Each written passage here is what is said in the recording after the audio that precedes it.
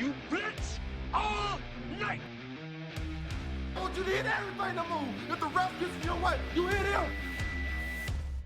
This young man plays for my team, and I will defend him like he's my own son against you or any other redneck.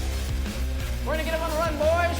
Once we get him on the run, we're gonna keep him on the run. And then we're gonna go. And we're not gonna stop until we get across that goal line. You'll never get anywhere treating your helmet like a lunchbox, son. I don't want to play no more. Hey, ball, he broke in my nose. That's football, guys.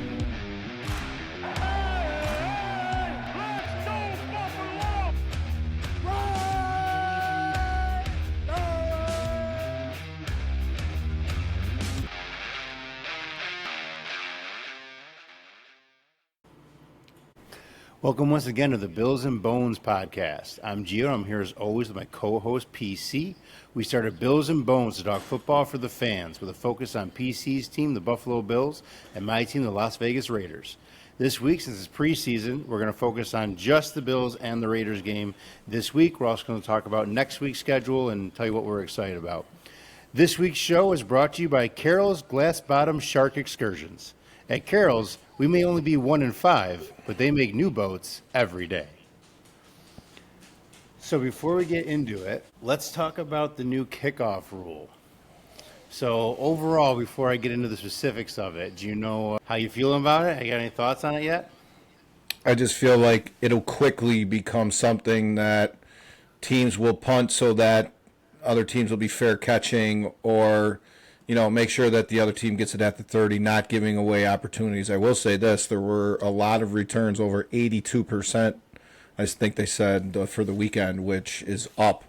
Usually it was 1 out of 5, Yeah, I know, I understand that, but as teams start to figure out some strategies with it, I think a couple teams will try to take advantage of it, but I don't know, I'm not really concerned with the injuries at all with this new tactic. So maybe it is something that teams will try to take advantage of, but I just don't think that it's worth the risk when you can just pretty much set them up to take it at the 30 anyway. I like what they're trying to do. We actually, when we did our show, we talked about wanting a little more dynamic kick returns. When we talked about, UFL and all that, we wanted some more dynamic kick returns. I think that they're trying to liven that up. I actually went to the Vikings game. I was there this weekend, and they definitely were playing around with that rule, and we got some good returns. Going through, what it's all about here. The kicking team's players, other than the kicker, they line up with 1 foot on the receiving team's 40-yard line. So they'll have to have 1 foot on there. The kicker cannot cross the 50-yard line until the ball touches the ground or the player that's in the landing zone. They separate up into zones here. The 10 kicking team players cannot move until the ball hits the ground or the player in that landing zone or the end zone. So they have the setup zone. So the setup zone is a 5-yard area between the 35 and the 30-yard line where at least 9 of the receiving team's players line up in that area. Then you have at least 7 players with their foot on the 35-yard. They call it the restraining line. Then they have alignment requirements with that too, as far as outside the numbers, the hashes, and all that kind of thing. But players that are not on the restraining line, they're lined up in the setup zone outside the hash marks. All players in the setup zone cannot move until the kick has hit the ground or the player in the landing zone or the end zone.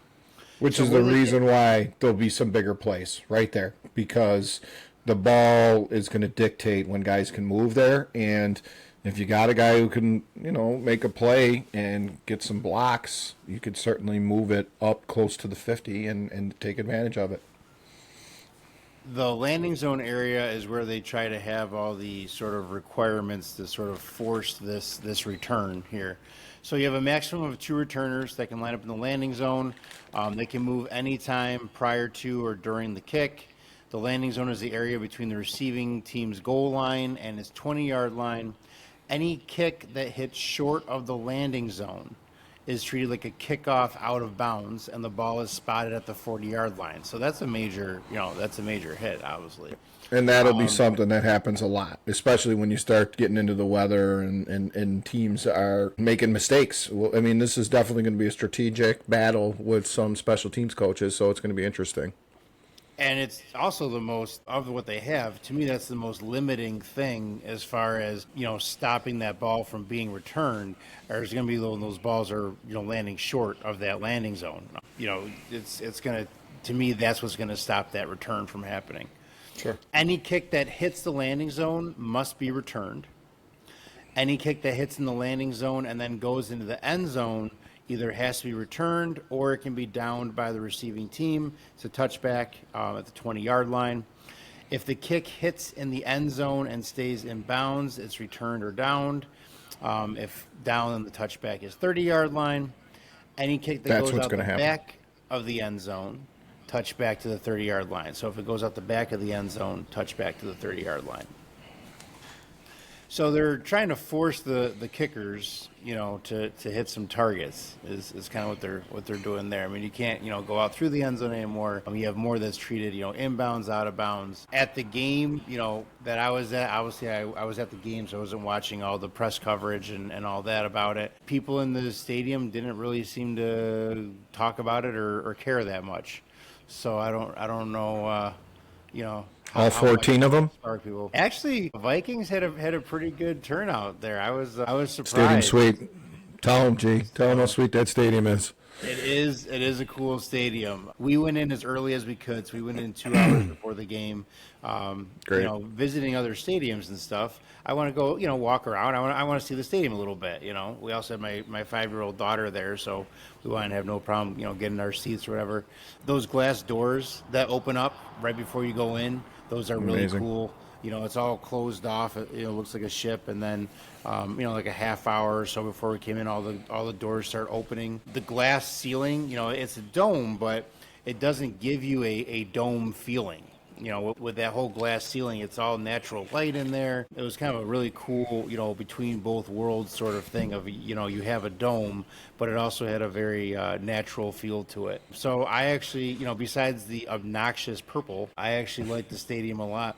Oddly enough, I met a guy who had come up there from Las Vegas to watch the Vikings. So he lives in Las Vegas, traveling up to go see Vikings. So that was interesting. We outside the stadium there, they had a little Vikings party area, food trucks, and they had some games and some $25 pina coladas and that kind of thing. So we hung out there a little bit before the game. It was really cool. We going to a Cincinnati game later on this year. We're trying to do 2 a year in 2 different cities. So it was a cool stadium. What'd you think of the Viking horn, like on third down? Like, well, it's funny because like my wife is very much into football, but she's gotten very much into football the past like 2 years or so. So there's a lot of experiences that she didn't really know about, and as we traveled to these other stadiums, she's gained like that stadium vibe that you don't get on TV, that you can only get being there. So the whole thing of, clapping, skol. Oh, yeah, that was all new to her. The big horn going off, so she got to see a lot of new things, and it's cool to watch other people's traditions. The fans were great. The stadium went nuts when JJ came out. They went crazy when he came out. So hopefully he lives up to their expectations. Yeah, I've never been there. I would love to for baseball, and I mean, honestly, I would go for all 4 of their sports because that town rocks. Very supportive of their teams. I know the Twins haven't been as successful lately, but they certainly have had their past. And then, of course, the Vikings. I mean, they got a lot of fans there, and I'm sure you saw it. They have a very loyal following, even with the history of losing, very similar to the Bills' history. But still, fans have stuck by them, and they stick by a lot of their teams there, and you got to respect it. Yeah, they, my wife was a little bit worried because we had my daughter there, and we're all, all three of us are all on our Raiders stuff, and we're going into Viking Village and blah blah blah, and I'm like, no, Preseason is nothing. That's something you got to worry about. Yeah, everything's okey-bakey. We're good. Everyone was everyone was really nice. We got for some reason I don't know why people talk to me all the time, and it seems like the crazier they are, they find me. So every crazy person that was in Viking Village, found me to talk to us. So we talked to a bunch of new people. It was great. Food was really good. They had a big food truck there. So that was really good. It was a lot of fun. I'm looking forward to Cincinnati this year too. That one is going to be great for you. That will be. You might want to be careful with what you wear there. That'll be a little. That'll be a little more intense. Yeah, my daughter's not going to that one.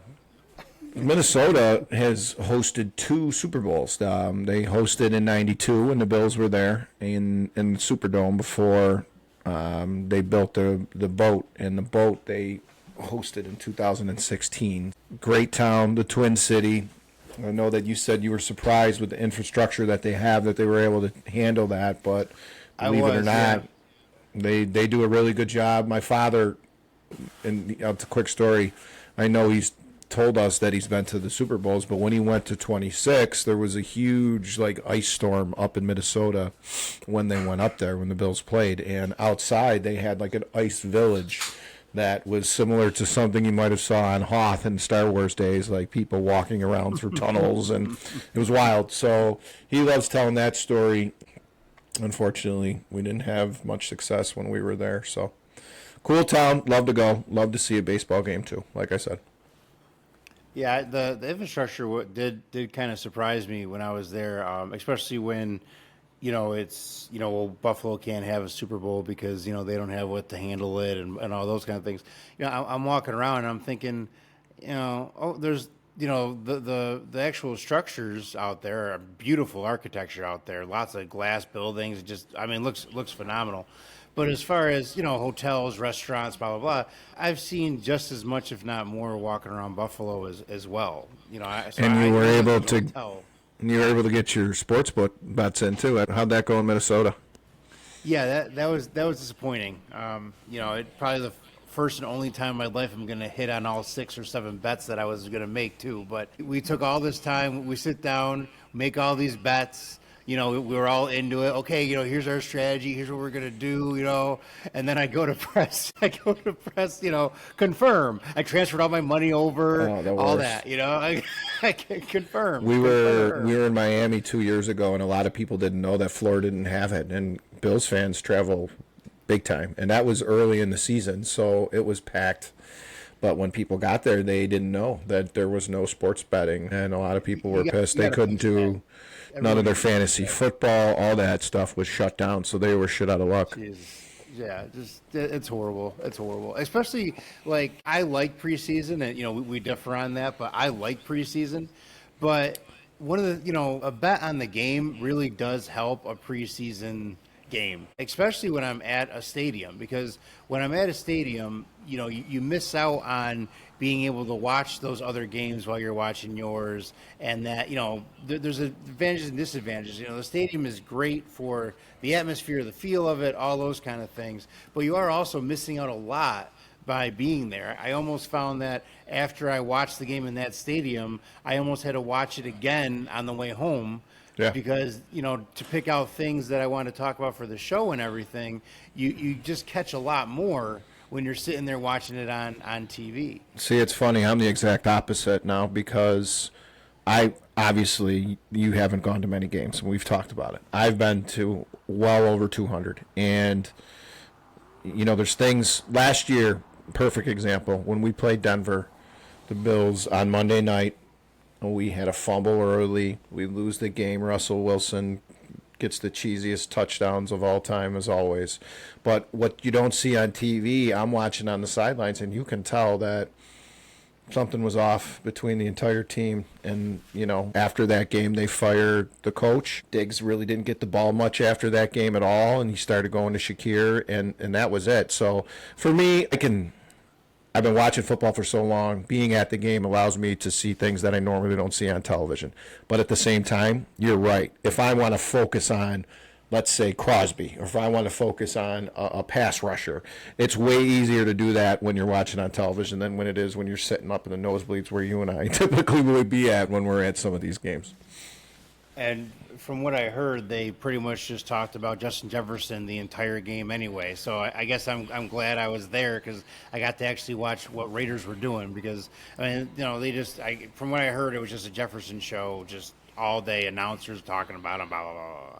I mean, so I'm kind of glad he's their meal ticket right now. They really don't have anything else if you really think about it. And they signed him for some big cheese. So look, he's going to get the ball a lot, but who's going to be the guy that gets it to him? I don't know. It's going to be interesting to see if they've got anything to bring to the table other than, probably the best receiver in the game. So since we kind of started getting into Raiders and Vikings, I guess we'll start off on there. Raiders lose by 1, 23-24. Well, before we get into all these talks, should we do like just a blanket statement of preseason? That way we don't have people, commenting on, it's preseason. Okay, so we both understand that this is preseason. We both understand that it doesn't technically count. We both understand that they're trying out new strategies and new players, and we understand all of that. So when we talk about disappointments with the team, or when we talk about things that they did well, we're not talking about it like it's regular season. We're talking about it as, hey, this is a little bit of a red flag to me and all that. I think that one of the reasons why people get down on preseason so much is that they don't take preseason how it should be taken. Preseason is an entertainment thing. It's a way to start kind of getting us into the feel of football. It's a way to see those third and fourth strings, to check out, how right. Some depth on the team. That's the point of it. It's not to, we could have easily won that game. Any Raiders guy that's always picks off that we lost, that was our game to win. But why? We wanted to try out some things first, especially with Raiders here. We've been the preseason champs, and then we don't get anywhere. So, don't get all upset that the Vikings beat us. No, they didn't. We own the Vikings. We caused that to happen.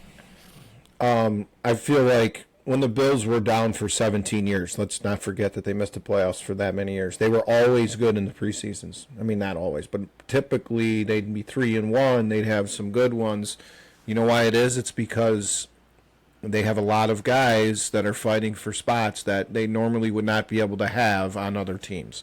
So you have a great deal of competition between those third and fourth or even second and third string guys that are trying to get those positions. But right now, I mean, this is the first time in Josh's era where we really have had some serious transition, and we will be moving some guys around, and it will be a little different. But for the last 5 years, we were pretty much set at many of the positions. Now, don't get me wrong. Our linebackers are good, and we're ready to go.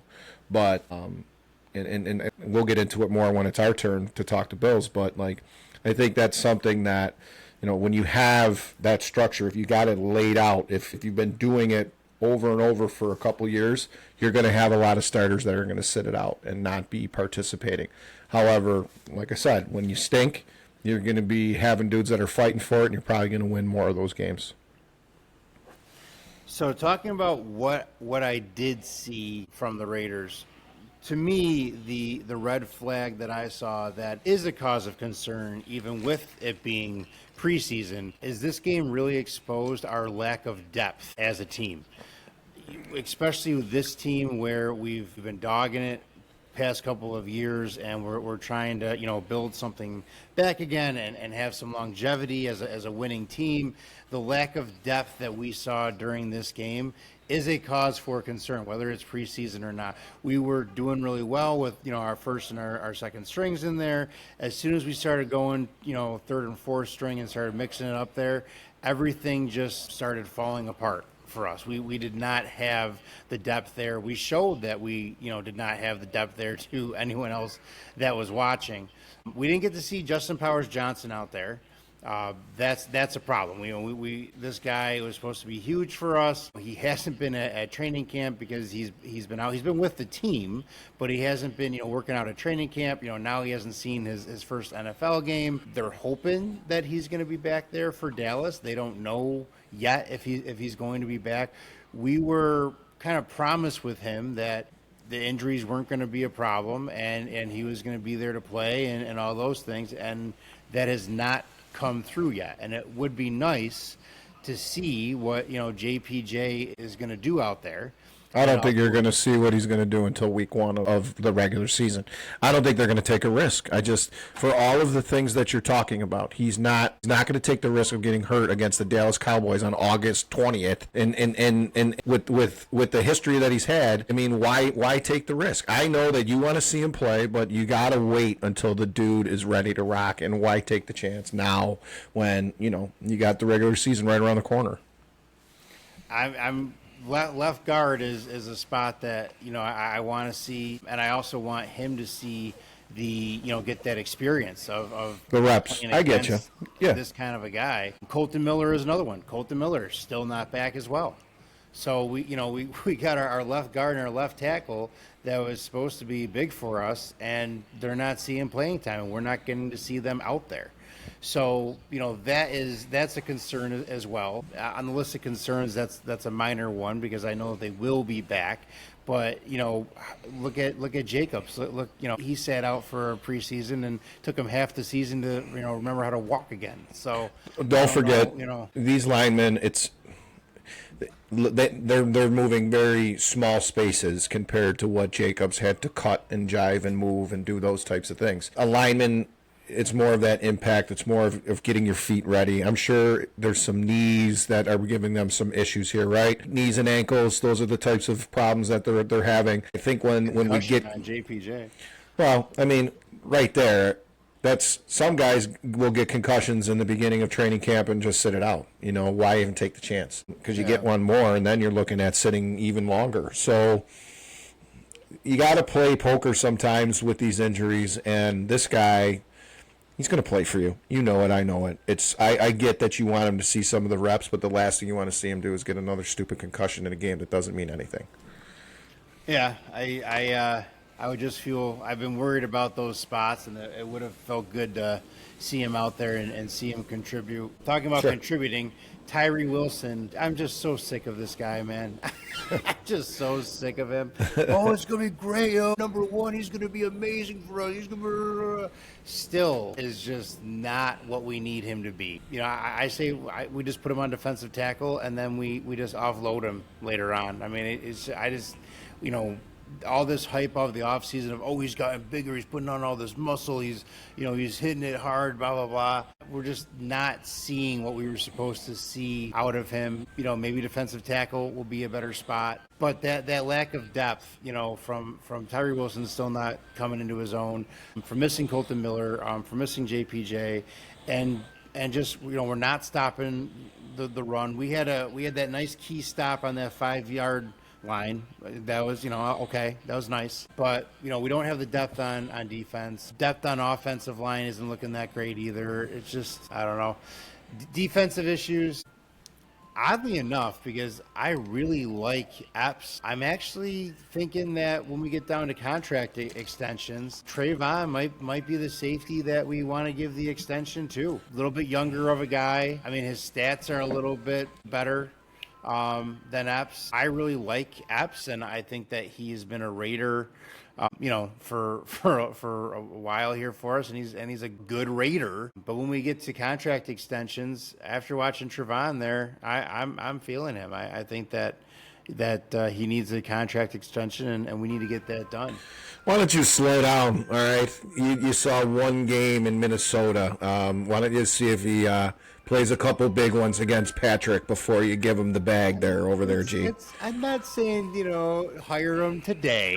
I don't know if you can hear, though. The ice cream man's here if you want anything. I can run outside real quick. You can hear him? Yeah, I was thinking it's like the epitome of a fat guy when we can't do a podcast show without there being an ice cream truck in the background, okay? I feel like that's the epitome of we're fat now.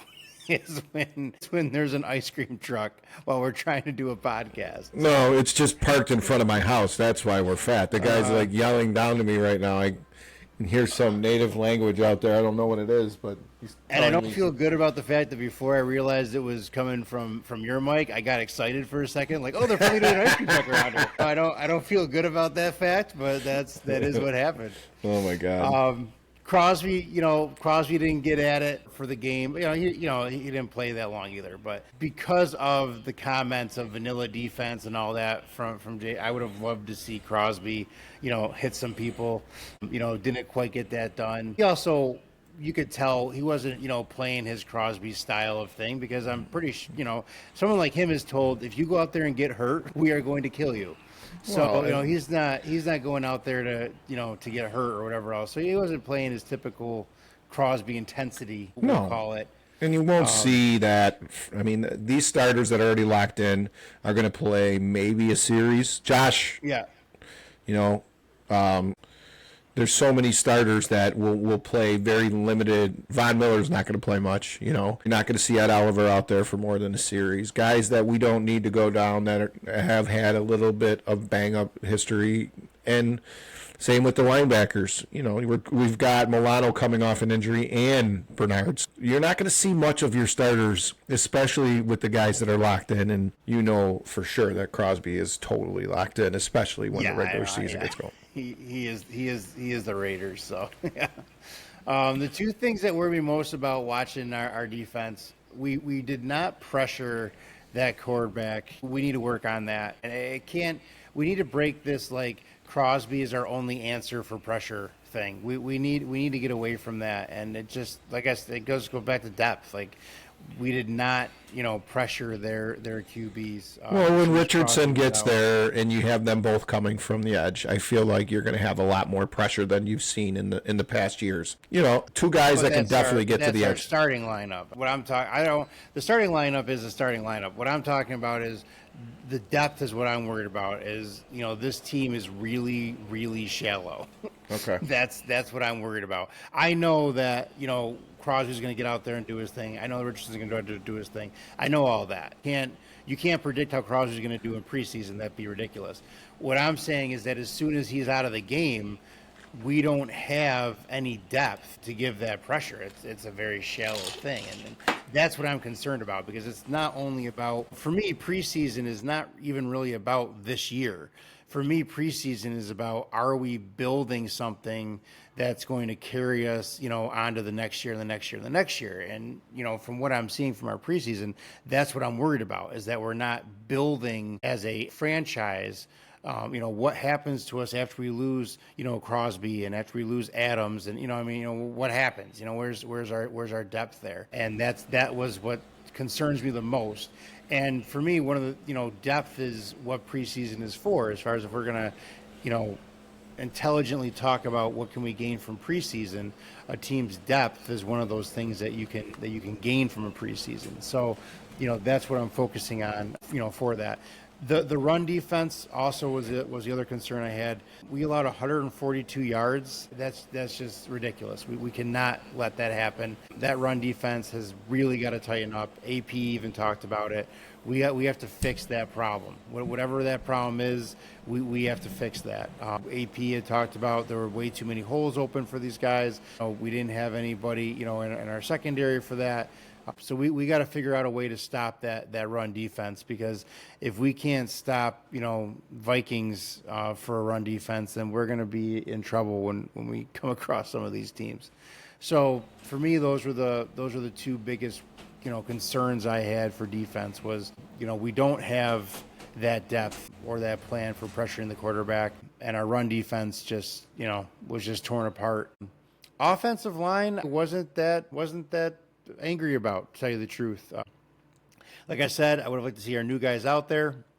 I would have liked to see, what they could do. Someone that stuck out for me, who I wasn't even really looking at, Amari Burney. Actually, it's his second year, but he had 4 tackles, 3 defensive stops. He got the highest run defense grade from Football Focus for for Raiders. I'm going to be watching him a lot closely now. That name was not really on my radar, and he showed up and did a really good job. So I'm going to be thinking about him. And the name that was on my radar, and I think was on a lot of people's radars, was DJ Glaze. And DJ Glaze was a complete and total disappointment in this game. His pass protection was horrible. He was beaten out for sacks. He had a 57.9 rating as a run blocker. Training camp, they had talked up DJ Glaze. Hey, he's doing great, blah, blah, we're all excited. Blah, blah. And then, he gets into a game, and he was a very big disappointment on that line. So I don't know what's going on there, where the disconnect is with there, if it's one of those, training camp disconnect with actual game time things. But we need Glaze to step up, and we need Glaze to be better than he's playing right now. So you don't need him to have a cooler name, because DJ Glaze is about as good as it gets. You just like Glaze because of the donut thing. We just did the ice cream truck. Now we're talking about Glaze. Now you got me thinking about Krispy Kremes over here. Thanks a lot. Thank you. It's not the good. But as a rookie, we were excited about him, letting us down so far. But once again, I feel like we already preferenced this, but it is preseason. It is the first game in preseason. All of those things. I'm just saying, from the information we have in front of us right now, I was not overly thrilled with the DJ Glaze. I thought our running backs did pretty good. Actually, I was happy with running backs. I thought Sincere had a really good showing. Zamir White had a good showing. Madison had a good showing. I was happy with the running backs.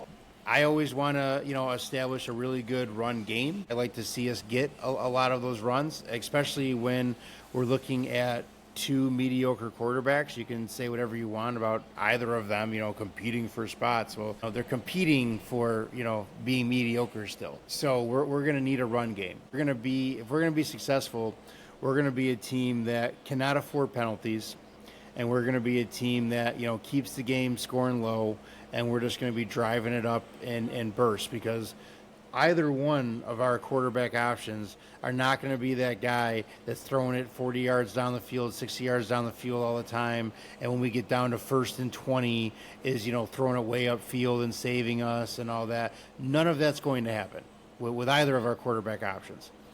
So if we're going to do well this season, then we can't put ourselves in a 1st and 20 situation very much, or else we're going to lose the game. We don't have the skill level at quarterback at this point to make up for that. You're explaining the Buffalo Bills for all of the years before Josh Allen arrived, pretty much right there. Yes, hope that we run it, get a quarterback that can, not lose us the game and rely on our defense, and that's exactly what your season's going to look like, brother. And it's a really bad spot to be in, because everyone of course wants that Mahomes, that Allen, that Lamar, they want a quarterback you can rally behind, and we have a competition between Aiden and Minshew right now, and people are, well, it's still kind of hard to decide because they both did well, but no, they're literally both competing to be who's going to be our starting mediocre quarterback. It's not like we have Josh Allen and Mahomes battling it out for who's the best. But we're battling it out to be, who's the guy that's going to hand it off? Who's the guy that's going to hand it off every game? Who's going to hand it off? Yeah. Who's the best handoffer? And because of that, we need that run game, to be established. Offensive strategy, I heard people kind of talking about coordinator and Getsy and all those kind of things. I don't feel that preseason is an appropriate time to start talking about how good or how bad your offensive coordinator is, because they're not going in there with plans specifically built for that team most of the time. They're trying out new things. They're trying out new personnel. They're switching things up. So, there's some people that are, bashing the hell out of Getsy already. I'm not a fan of Getsy, but I think that preseason is a bit premature, to start hitting too hard on offensive strategy. One of the things that I didn't like is we had a lot of guys running to the same spot. Jacoby had an incident like that. Bowers had an incident like that. And that I'd like to know what's going on there, because I know that Getsy was criticized before for these kind of things happening. So, that needs to get figured out. Is that a communication thing? Is that a play strategy problem? We don't need our guys all going to the same spot and running into each other. That's another mediocre quarterback issue, too. That's exactly what that is. Guys, I mean, if you watch some of the greats, they'll be pointing and telling guys where they need to be and where they need to go. And that could be the little, just that little bump there that can get them doing what they need to be doing and, to make the next play, to be in the right spot. And that's why this OC decision last season was so important, and why I was disappointed was because you knew what our two options were most likely going to be here, and we need someone that can somehow build an offense that's going to make it work for either of them. I think that the double tight end strategy is probably something that we need to put a lot of lean on a lot, because these guys Bills are gonna not throwing it down the field. Yeah, Bills are gonna. But for you, it's like a plus, because Allen can get it down the field, whereas for us, it's more like survival, because we're not throwing it down the field. So for us, the tight end is how we're going to move the ball up. For you guys, it's to relieve some pressure from your wide receivers and have some nice, checkpoints and all those kind of things. Yep. For us, that's not the case. We need this strategy to work. I've said before on the show, I like AP. I had mixed feelings about him getting the job for only of the reason of I'm worried about experience as a coach. As far as a person, I can rally behind him. I think that he is most definitely a Raider, and he's bringing back that Raider mentality, all those kind of things.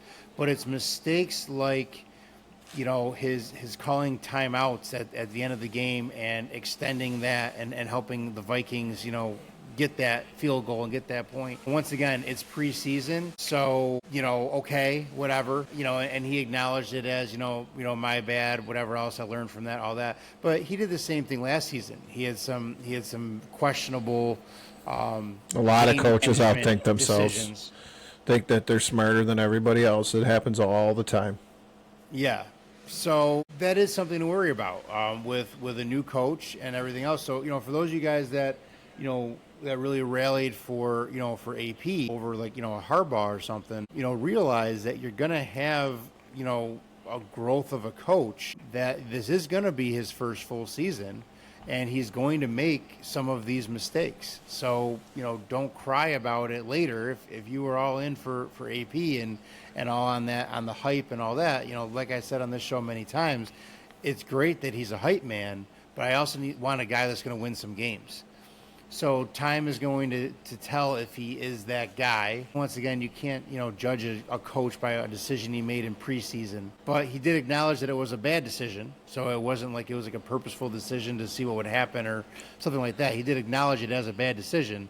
And we need to avoid those kind of decisions in the future. So last thing I got is the whole quarterback struggle. I've kind of hinted about it a little bit. I watch both quarterbacks. Everyone's saying, well, they're still kind of dead even, and, we don't, luckily they both played good. That's why they're dead even. And, okay, they're both serviceable. I feel like both of them would be a very good number two to our real quarterback is pretty much where we're at. We have a number two quarterback.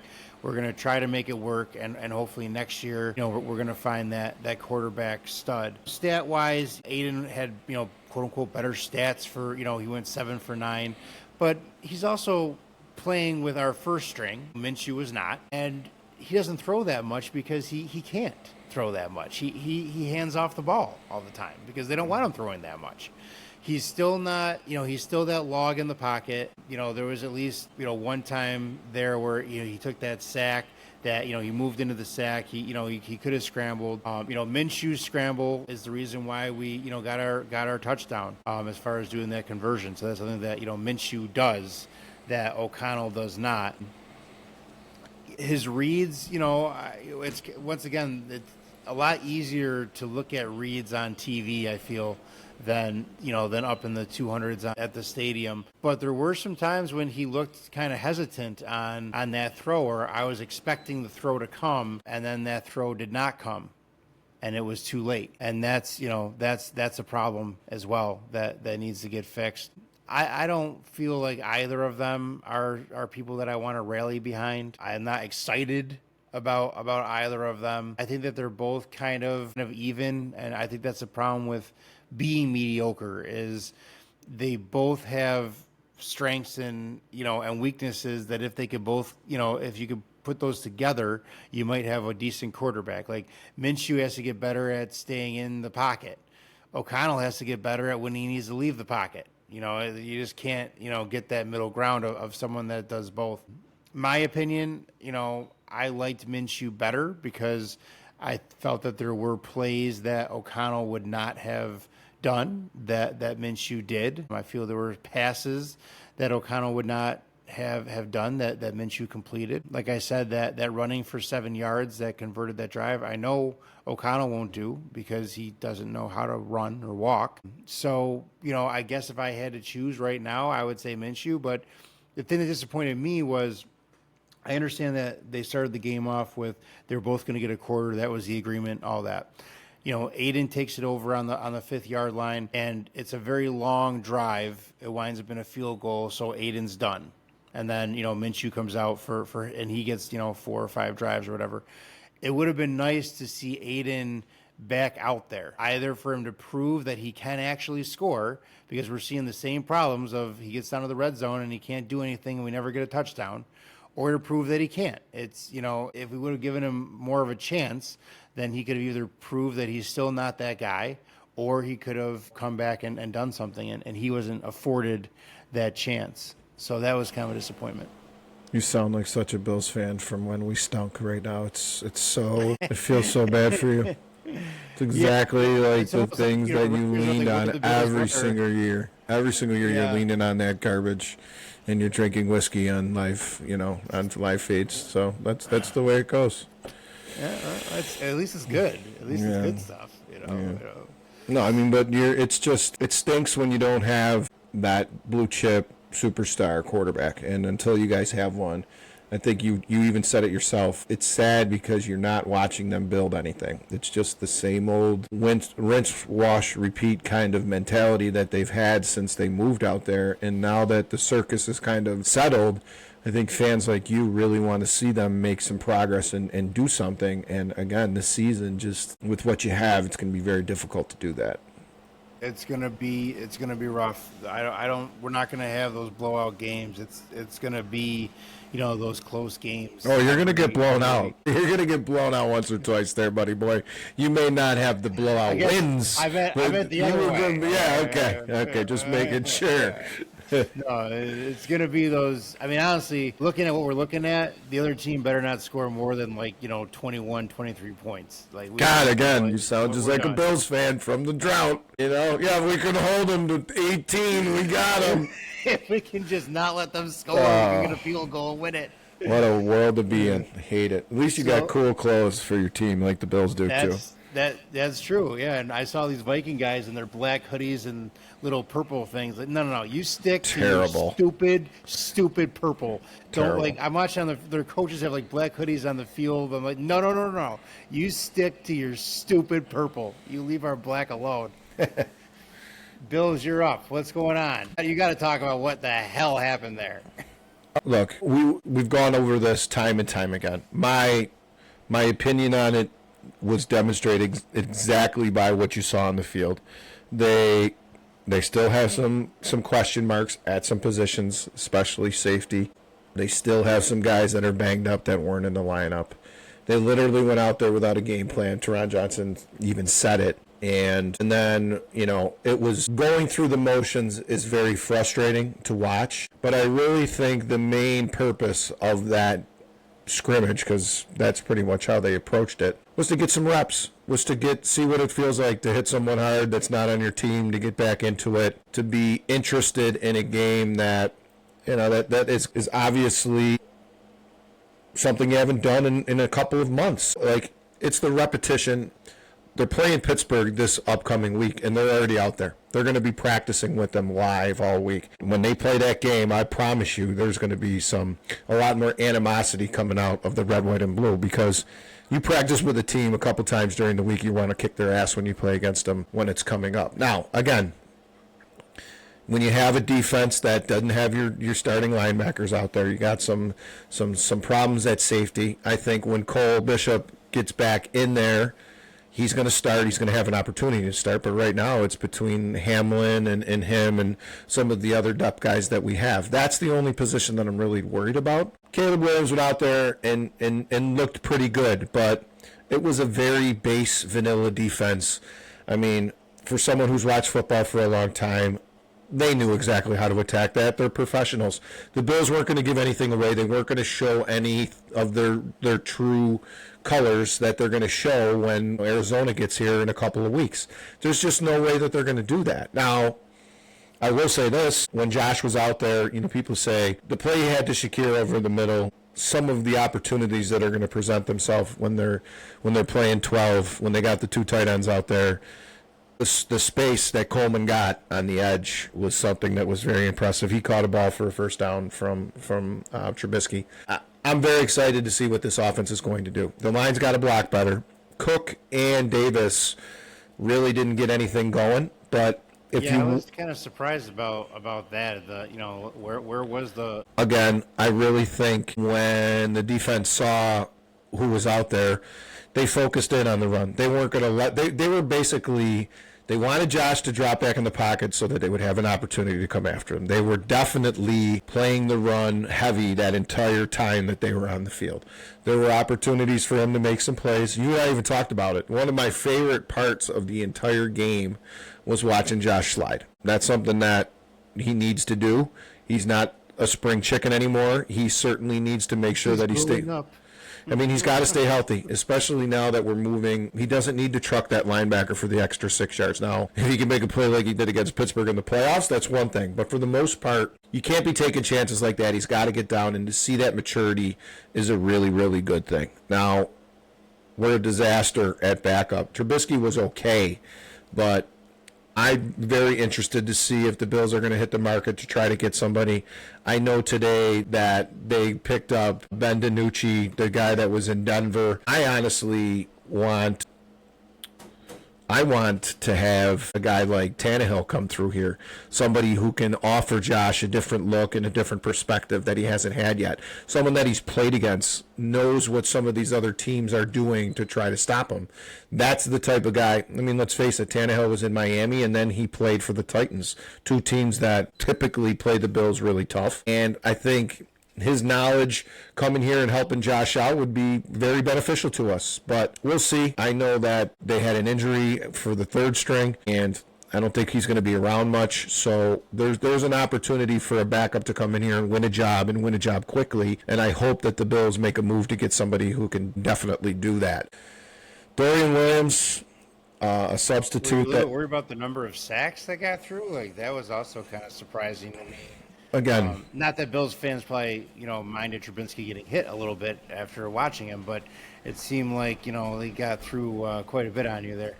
If you've ever watched him play, he gets sacked every time he plays. I don't care exactly. And we had him here too, and I can remember going out to a preseason game where he got knocked around a little bit. Look, I don't want to see him on the field anyway. So if he does, there's going to be very few pleasurable games to watch for this franchise. So the last thing I want to do, if he's out there after we're killing somebody and we're blowing him out, great. But for the most part, I don't want him out there. And if we do need a second string out there, I want somebody that can contribute and perform. And I think someone like a Ryan Tannehill would be a perfect fit for this team right now, that moving forward, if, God forbid, Josh, needed to miss some time, a guy that could come in and definitely take advantage of the tight ends that we have. 12 personnel is going to be awesome for the Bills this year. Watch. And the receiving corps are going to have a lot of opportunities to make some big plays because they're going to use those running backs as decoys and those tight ends as decoys down the road as we start moving, closer to the playoffs. And to me, that was one of the things, that you can kind of evaluate in preseason that would have been a concern to me as a Bills fan, is my depth at quarterback. I mean, it's not like there's a lot of Josh Allen's running around and all that. But the concern is if Josh Allen goes down and you're watching, who's going to be stepping in there, That's the concern. I mean, at least for me, if either one of the two quarterbacks get hurt, we're in the same spot we were. We haven't lost anything. And that's the thing. Like, look, I play chess, and Josh is the queen on the chessboard, man. If he goes down, you have a very slim chance of winning, even if you have all of those other crucial pieces. And the Mahomeses, the Lamars, the Burrow. Let's look at Cincinnati last year. Look at the Jets. Right? I mean, as soon as you lose that blue chip quarterback, you completely flip the season, and Josh needs to stay healthy. I'm not saying that I want, someone here because I'm expecting it to happen, but, he gets a shoulder or he gets a concussion and he's got to sit out a week. It would be good to have someone like Tannehill can come in here and sneak a win on the road for you with the experience that he has and the team that we got.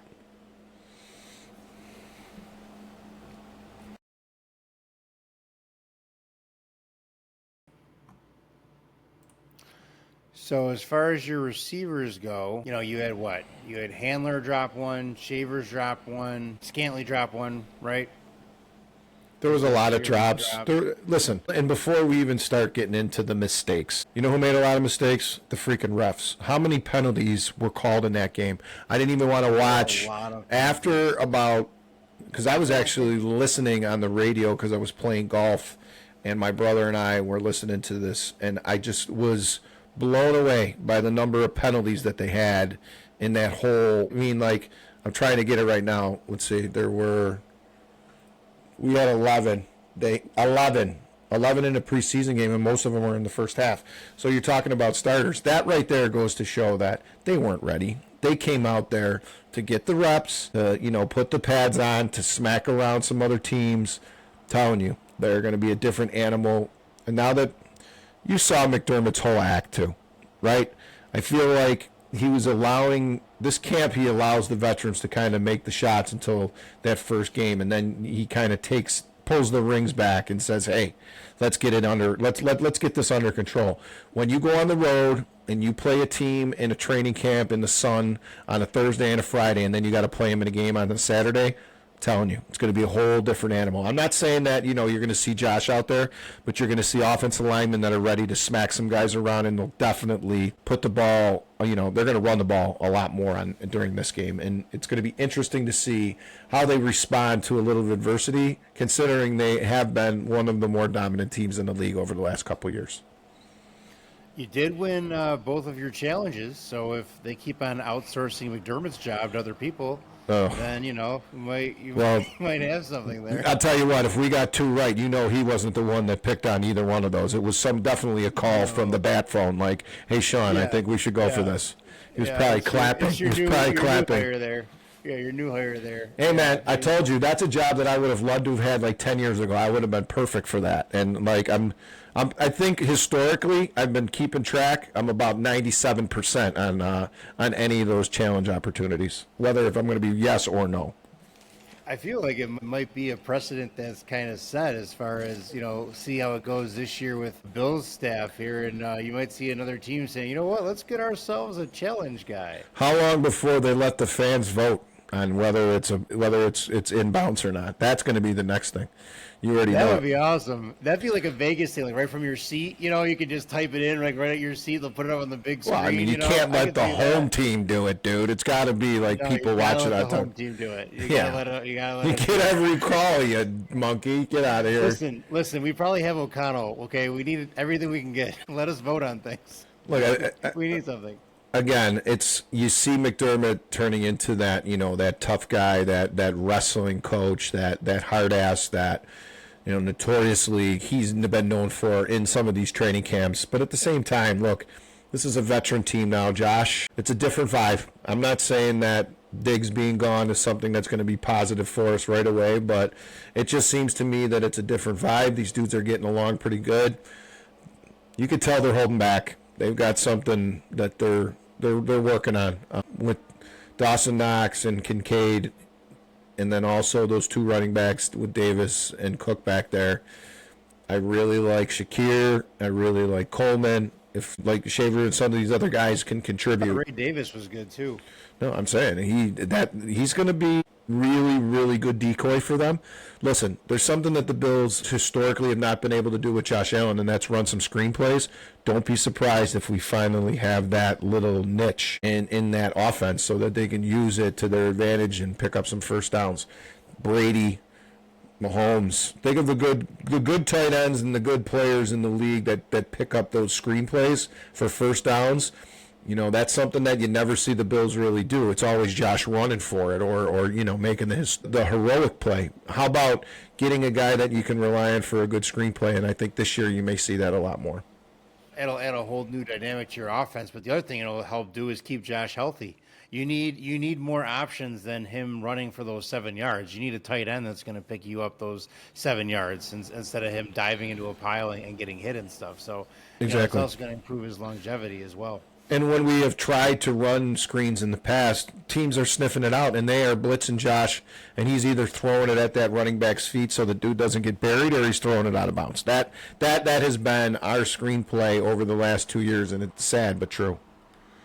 Well, the thing about Josh, though, is like he doesn't even really seem to care much about the blitz. Like if you blitz on him, he just sees it as an opportunity. Okay, cool. I guess I'll just do this and I'll just run it instead then. You know what I mean? But the problem with that, he's got to start to read it. He's got to start to see it coming, and that's what I'm saying. You get a guy like Tannehill in there who's in his ear and watching what's going on from the sidelines. Another dude that can give him a little bit of help in those situations, and it could be very beneficial for him. I mean, I don't know how many times I've talked about this, but the COVID year when the stadium was quiet and he had Dable in his ear is when he really learned the game, and he could see a lot of those blitzes coming. It's changed dramatically since it's gotten a lot louder in the house. So he's gotten better, but that's still something, in year 7 here where he's really, really, really got to improve is seeing that blitz, and having tight ends, like you said, as a safety valve can be very beneficial for him. The other thing going on for you Bills fans in the area here is that Rally on the River, Saturday, September 7th at Buffalo River Works. I was hearing about that on the radio. That actually sounded like a lot of fun. Do you plan on going to that? They do that every year. Now, I think this is the 3rd year. I've gone down and watched. I don't have a boat, so you can certainly see it is slam packed in that small little spot there near Riverworks. One of my brother's friends got married across the way there a couple years ago, so it's a cool spot. There's a lot of room. There'll be tons of people down there. Definitely like to go check it out and see what it's all about. The only thing is, I don't know if I got something going on that day. I may have a golf tournament, I'm not positive, but if we can, we'll definitely go check it out. So looking ahead in the future here, I'm actually excited about both of our games. I love Buffalo and Steelers. That's always a good game to watch. And plus I'm a fan of the Steelers as well. So I'm excited about that game. I mean, I'm excited about my game. I like playing the Cowboys. I like that idea. I'm hoping that we can see some of that Dallas defense, because I like to see how Aiden and Minshew perform with the Dallas defense as well. Yeah, my wife and I certainly would have went to the game if I didn't have something going on Sunday. Pittsburgh, one of my favorite towns to visit. We went to the game back, I think it was in 2020, where the Bills won, and we actually clinched a playoff spot. That was a great game. Night game that got flexed. Stace and I had gotten the tickets earlier in the season and actually turned it into an awesome weekend. But Pittsburgh, great town to go watch a football game.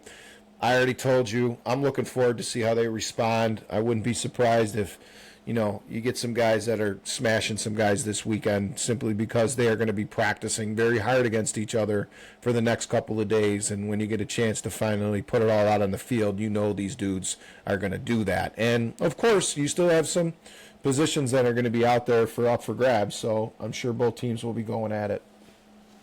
Especially coming off that kind of a loss, I feel like Buffalo's going to come out swinging because I hope so. And handed to them this week, so they're going in there with a chip on their shoulder. So I think that'll be a good game. The one thing I learned about football a long time ago, G, before you move forward, is that I always, my perspective on the team is from that first quarter and that first drive for the most part. And even though, Josh got, he was running around a little bit and there was some plays that could have been made that weren't, I was excited to see what I saw, and I still think, even though the defense really wasn't ready to go, in the first quarter, they were able to make some plays to keep the Bears out of the end zone. So we'll see. I'm excited. The Atlanta-Baltimore game, I think, is going to be an interesting matchup, too. I'm looking forward to seeing that matchup. That'll be on Saturday. I'm looking forward to that game. I mean, the quarterback saga in Atlanta is going to be amazing this year to see how that all transpires. So, yeah, I mean, I know that we both kind of took a look at that just to see what's going to be going down. Still can't believe that they pulled the trigger on that draft pick with having Cousins there. It's they still better have a plan that no one knows about, because remember at draft night we watched their fans all just like looking in the sky like what's happening, like what are we doing here? No one knows why they're doing this. The owner said something to the GM, I believe, on national television. You could say like, what are you doing, kind of a thing. But strange goings on there. Baltimore, obviously an AFC favorite, a team to be reckoned with, a team that will be in, we got to play them down the road, and we may have to play them in the playoffs. So team that the Bills always play very, very tough, team that I always have an eye on, and they have some new players in there that are they got King Henry, so I doubt he'll be playing very much in the preseason, but once we get into that regular season, man, they got a lot of firepower at the line of scrimmage. It's going to be fun to watch. So betting-wise, some games that caught my attention: Lions and Chiefs are plus 3.5, which is interesting. Detroit on the plus, Chiefs on the minus there. I think that there's wiggle room there. Their over and under is set at 37.5. I think that's going to depend on how much playing time Mahomes is going to have. I don't think he's going to have a lot. I'm kind of comfortable with going under on 37.5 as well. What did you get the line at? 3.5?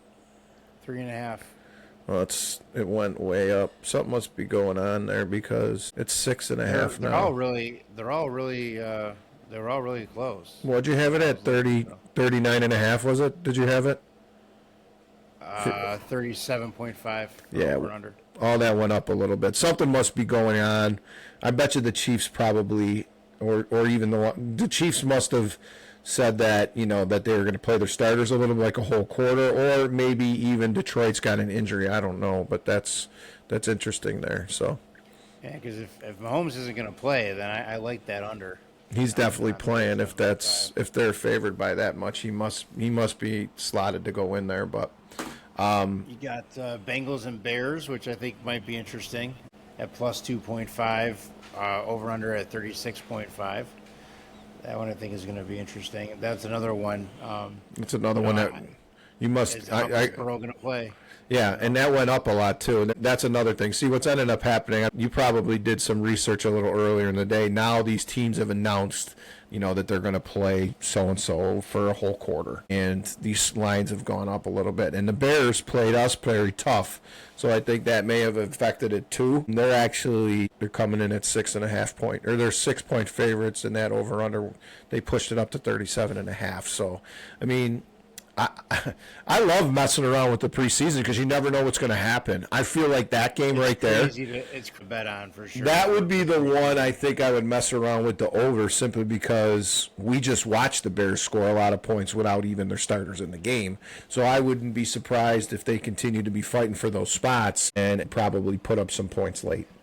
It's hard to judge on the Bears though, because the Bills are admittedly were we just kind of showed up and we're playing flag football out there. True. So the question is are the Bears really that good, or did they just catch a really lucky day on Bills? I don't think that the Bears are going to go out and do to the Bengals what they just did to you. I just really like their offense. They got some good receivers, and I mean, Caleb Williams has been preparing for a pro-style offense for the last 5 years of his life. He knew he was going to be a lottery pick 5 years ago. So I'm sure that his entire routine and everything, he's going to be tough. I'm not going to be surprised if they're good. And, they had, 2 of the top 5 picks. They got the Adunze, and then they got him. So their draft was fantastic, and they've already had some pretty key players in place. They're going to be a fun team to watch out for this year. And Detroit was everybody's baby last year. I feel like the Bears are taking over that spot pretty quickly with the new quarterback.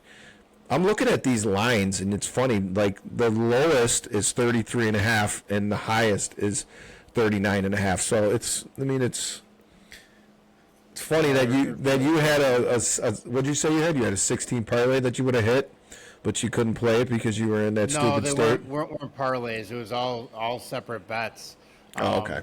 For over and under, and for blah blah blah. I think I hit like 5 of 6 or something. I missed one of them. Okay. But yeah, we were excited about those. We didn't like put tons of money on it because it was already an expensive weekend, but just enough to make the game even more entertaining, and it would have been a good weekend to hit. I would have made some money back, but apparently Vikings are just lame and they won't allow gambling. So it's just the way it is. The Bills game is 36.5, and I feel like that would be a fun one to mess around with. The Steelers, we're getting 3.5, so we're dogs in that one. The one that I think if I would really mess around with, there's a pick 'em there. So it's Miami and Washington, and the Dolphins are sitting a lot of their starters, and they stink anyway. I would take the Commanders just because I hate the Dolphins, and I would love to see them win. So if I was ever going to put any action this weekend, it would be on something like that.